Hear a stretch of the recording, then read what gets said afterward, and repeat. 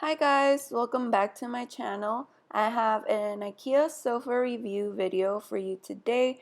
I recently bought this sofa and decided to do a video for it, so I hope you guys find it helpful. This is the Soderhamn sofa from IKEA. They have multiple layouts of the sofa and it also comes in different fabrics and colors.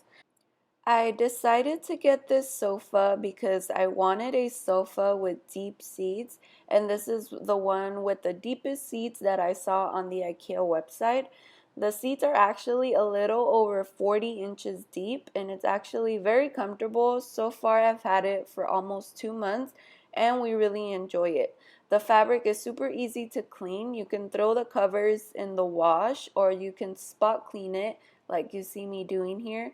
It is very easy to maintain, and it was also very easy to build.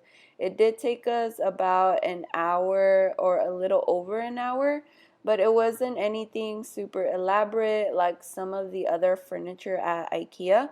If you're looking for a modern looking sofa, I definitely recommend this one, and like I said, you can choose it in different colors to fit your style.